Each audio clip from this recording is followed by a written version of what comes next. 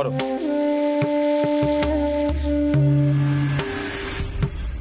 আমি আগেও সবার সামনে বলেছি, এবার নিয়ম মেনে সবটা করলাম। যেটুকু নিয়ম না করলেই নয় সেটুকু করে দিয়েছি। তুমি এ বাড়ির ভাত পাবে, কিন্তু এর থেকে বেশি কিছু আশা করো না।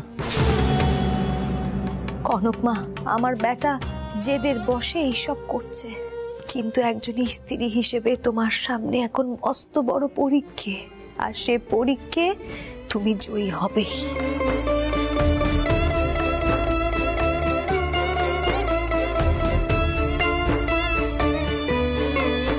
আমি যে মানুষ চিনতে বউ করে বাড়িতে তোকে নিয়ে আসতে ভুল যে করিনি, সেই দিনই পেমান হবে।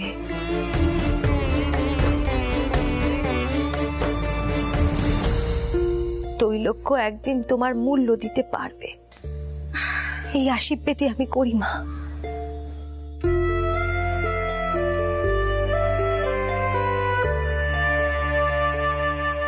থাক মা থাক,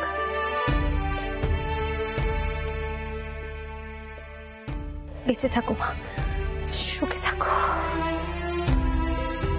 থাক থাক থাক।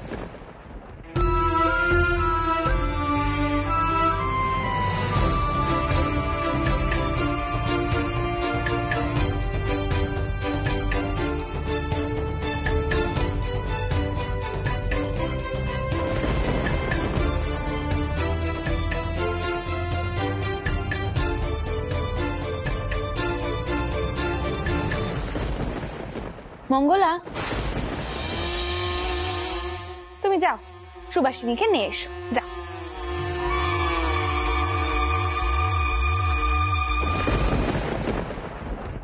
মা, তাহলে এখন কি আমি কনককে ঘরে নিয়ে যাব? ওকে আমার ঘরে দিয়ে আয়, ও আজ থেকে আমার সঙ্গেই থাকবে। জানি যা।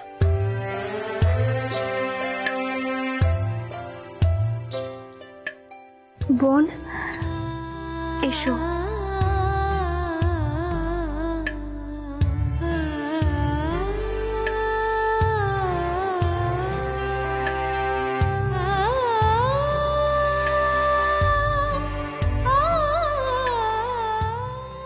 চটকুকি, তুই সুবাসিনী ভাত কাপড়খানা মন থেকে করবি তো, নাকি দায়িত্বখানা তুই জেরে ফেলে দিবি? বদিজি, দুই বউকেই আমি সমান চোখে দেখি, তোমরাই দুই বউয়ের মধ্যে ভেদ তৈরি করছো। তৈলক্যর সুখের কথা ভেবে ও যে পথে হাঁটছে, তাতে ওর খেতি বই না হবে না। তৈলক্য, তুই বরাবরের গোড়া আর ধর্মভীরু, এই নিয়ে তোর আর আমার কোনোদিনও মত মিলত না, কিন্তু ও যে এমন কাজ করতে পারে এটা আমার ভাবনার বাইরে।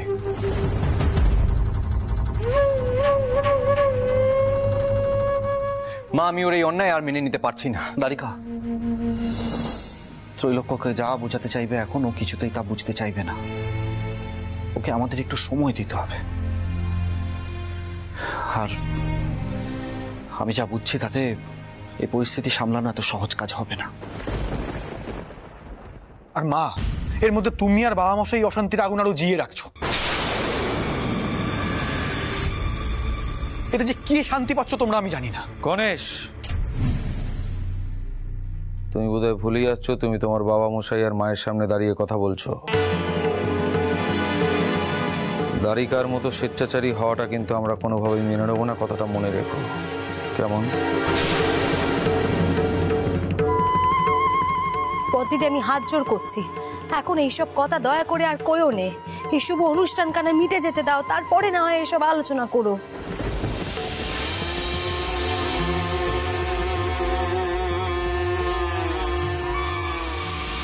হয়তো সুবাসিনী এসে পড়েছে। এসো এসো মা, এসো, এখানে দাঁড়া তৈলক্যর পাশে। বাবা তৈলক্য, এবার তুই ভাত কাপড়ের থালা খানা সুবাসিনী হাতে তুলে দিয়ে ক যে সারা জীবনের জন্য ওর ভাত কাপড়ের দায়িত্ব তুই নিলি, বুঝলি? অন্নদা বউ, তুমি একখানা কাজ করো, তুমি 2 কান শাড়ি আর 2 কান হাড়ি তৈলক্যর হাতে দাও, ও সুবাসিনী হাতে তুলে দেবে।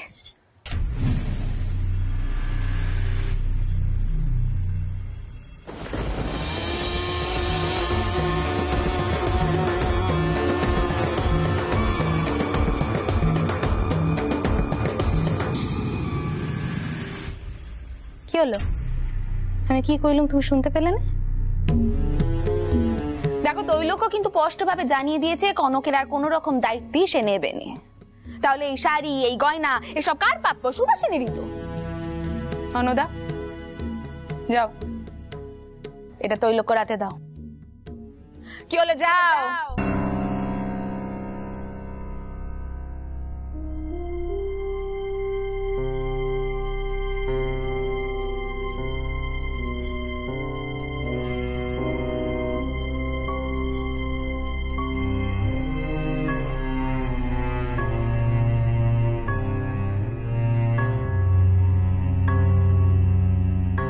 তৈলক্য কি হলো? শাক বাজাও, উলু দাও।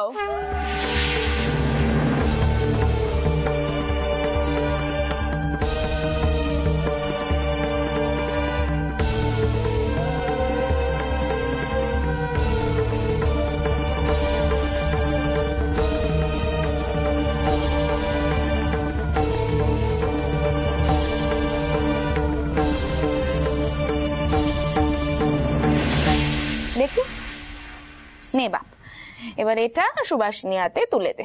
দাও।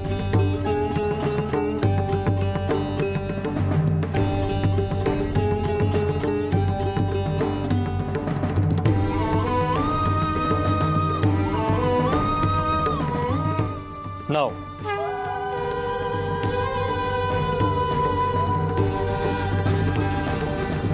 আজ থেকে তোমার ভাত কাপড়ের সব দায়িত্ব আমার।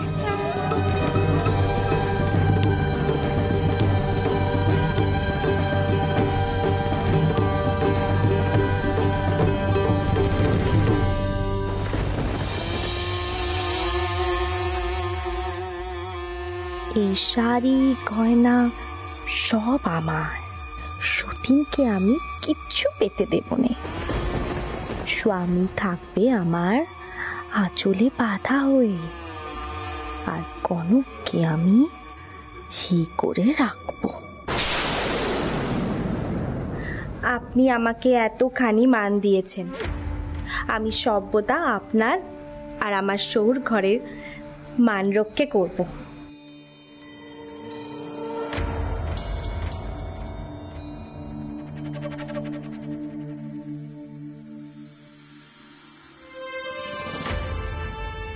দিদি দেখেছো, দোকানে কাপড়, দোকানে হার সব নিয়ে নিল। একবারও কইল না যে সবকিছু তার নয়। থাকতা, কিন্তু এখন এই নিয়ে কথা তুলিস নে, আবার একখান অশান্তি শুরু হয়ে যাবে।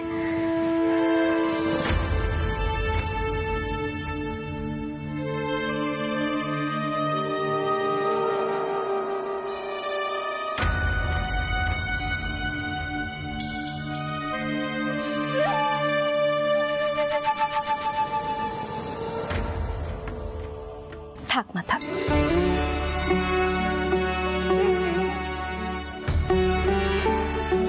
সুখে থাকো মা, সুখে থাকো।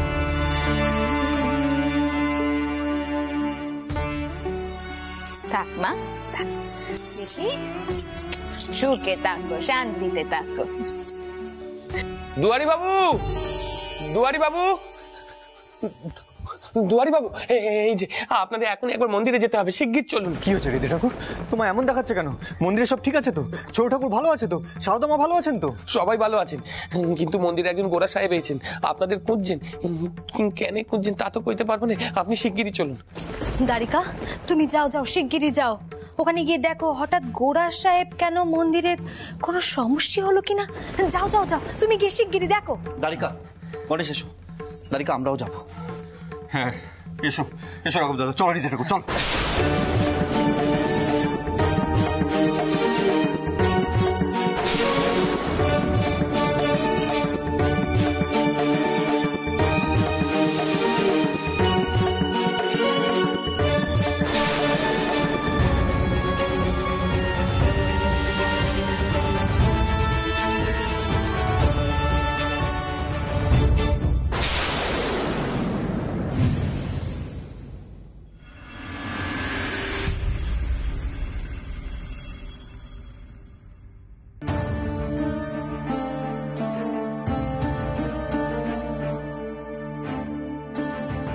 আমাকে আর কতক্ষণ ওয়েট করিতে হইবে?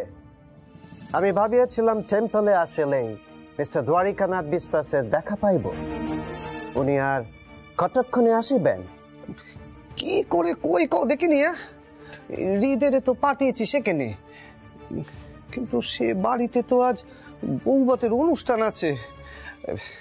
হৃদে এতটা পথ যাবে, ওনাদের কবর দেবে, তবে তো ওনারা আসবেন।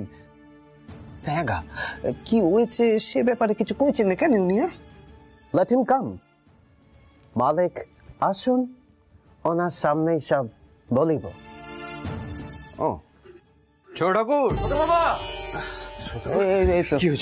না ও দোয়ারি বাবু, তোমার সঙ্গে নাকি কি জরুরি কথা আছে, তাই উনি এসেছেন।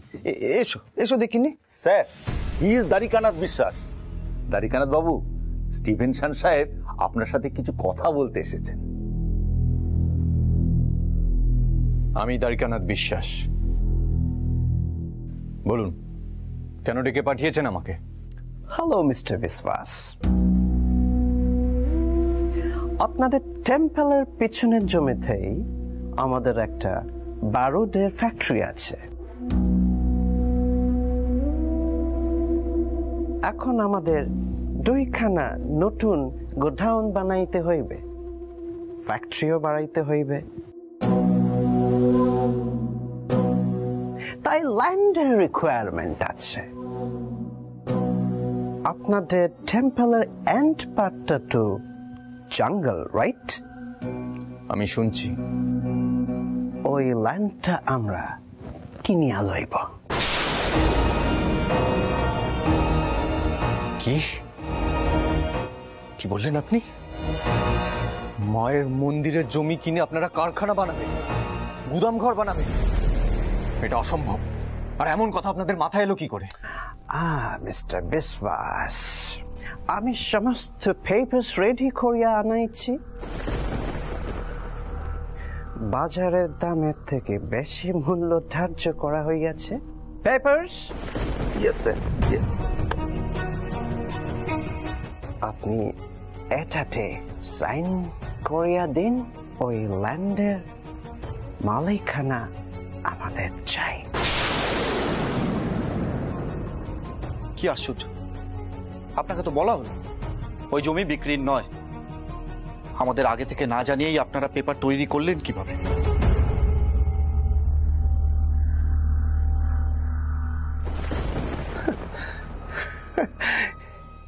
এ কেমন কথা?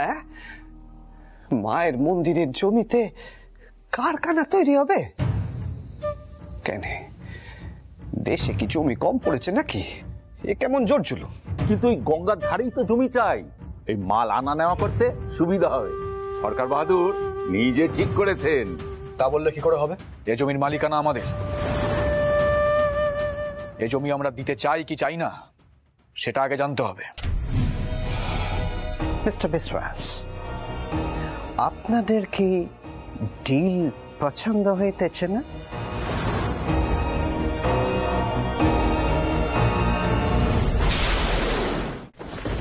Well, you tell me, কত দাম চাইছেন? We will consider it. কোনো মূল্যেই মায়ের এই জমি বিক্রি হবে না। এই জমি দেবোত্তর। এখানে কোনো কারখানা হবে না। আর এটাই আমাদের শেষ কথা।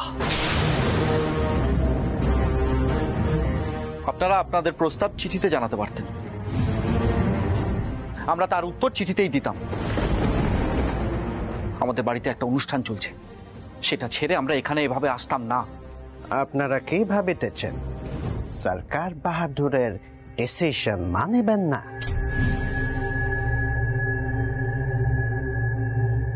বিজনেস বাড়াইবার জন্য আমাদের ল্যান্ডের রিকোয়ারমেন্ট আছে। অ্যান্ড ইন এনি কেস সরকার বাহাদুর আপনাদের থেকে ওই ল্যান্ড লইয়াই ছাড়িবে। আমরাও দেখতে চাই আপনারা জোরজার করে কি করতে পারেন। এ মন্দির কেবল আমাদের নয়, এ মন্দির জনসাধারণের, আর সেটা আপনাদের মাথায় রাখতে হবে। তোমরা তোমরা সকলে থামো দেখিনি, থামো। সাহেব, তুমি এখনই এখান থেকে ফিরে যাও। তুমি অন্যায় প্রস্তাব এনেছ। মায়ের জমিতে হাত দিতে গেলে কিন্তু হাত পুড়ে যাবে। সাবধান, সাবধান হয়ে কয়ে দিন। দ্বারিকানাথ বাবু, একটু বোঝার চেষ্টা করুন। মন্দিরের পিছনের জমিটাতে তো জঙ্গল, ওটা তো মন্দিরের কোনো কাজে লাগবে না। তাহলে অমত হচ্ছেন কেন? ভালো দাম পাচ্ছেন যেখানে। মায়ের আশীর্বাদে আমাদের কোনো কিছুর অভাব নেই, আর তেমন কিছু হলেও মায়ের জমির বিক্রির ভাবনা সুদূর ভবিষ্যতেও হবে না।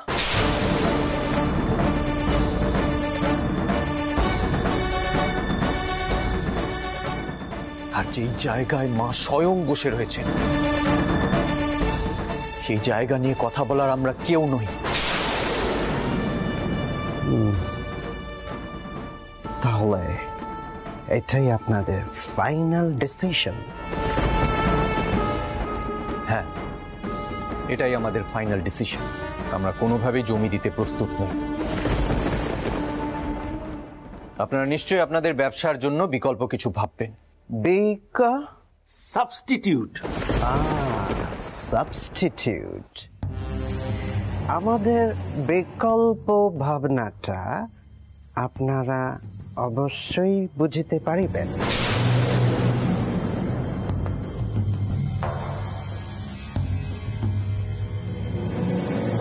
But I'm afraid সেইটা আপনাদের জন্য ভালো হইবে না।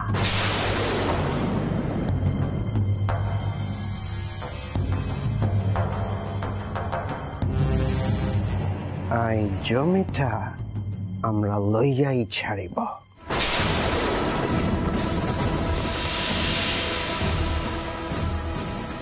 এটাই আমার শেষ কথা।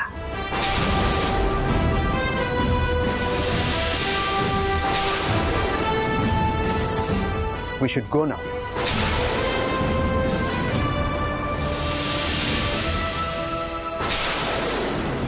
ও ছোট মামা, ছোট মামা, কি হবে এবার? সাহেব তো রীতিমতো ভয় দেখিয়ে গেলেন। এবার নতুন করে কি সমস্যা তৈরি হলো বলতো দ্বারিকা? এত বড় সাহস ওনারা পান কি করে? মায়ের মন্দিরে দাঁড়িয়ে এত বড় হুমকি। আমরাও দেখি সাহেব কি করে এই জমি দখল করেন।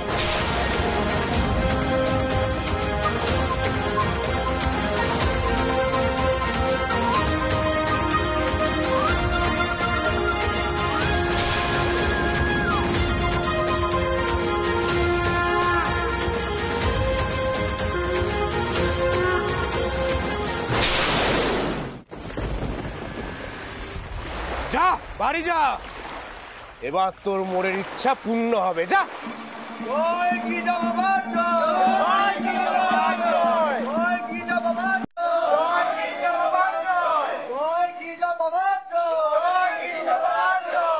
ঠিক আছে, ঠিক আছে, ঠিক আছে। এবার আপনারা আসুন, আসুন। হ্যাঁ, বাবা এখন বিশ্রাম নেবেন, আবার যার যা সমস্যা পরে নেবেন। ঠিক আছে, আসুন, আসুন, আসুন, আসুন।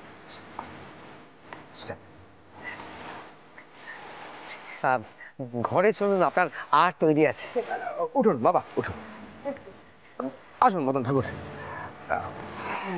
বাবা, আমার একটা প্রশ্ন আছে।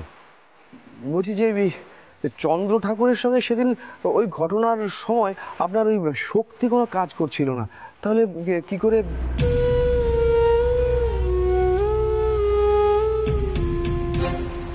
তারপর আমার শক্তি স্বাভাবিক হয়েছে। মা ভবতারিণী সেদিন চন্দ্র ঠাকুরের কৃতকর্মের জন্য শাস্তি দিতে চেয়েছিলেন, তাই ওকে বাঁচাবার সমস্ত পথ বন্ধ করে দিয়েছিলেন।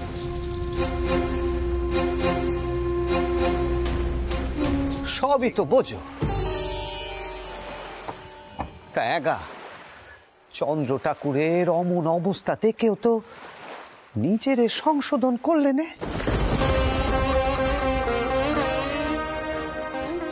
আর কতবার তোমাদের বোঝাবো, এই সিদ্ধাই দেখানোর জিনিস নয়। মা তার শিক্ষার এমন দ্বারা অপমান দেখলে কষ্ট পান, রুষ্ট। গদাই ঠাকুর, তুমি গিরিজা ঠাকুরের সঙ্গে চন্দ্র ঠাকুরকে একইভাবে বিচার করলে কি করে হবে? চন্দ্র ঠাকুর যা ওই দোষ করেছিল মা তাকে শাস্তি দিয়েছেন, কিন্তু গিরিজা ঠাকুর তো সকল মানুষের উপকার করে। আবার ভুল করছো তোমরা। আমরা এভাবে মানুষের উপকার করতে পারিনি। যেখানে স্বয়ং মা বসে আছে, আমরা সকলের জন্য মায়ের কাছে প্রার্থনা করতে পারি, যাকে যতটুকু দেওয়ার মাই দেবে।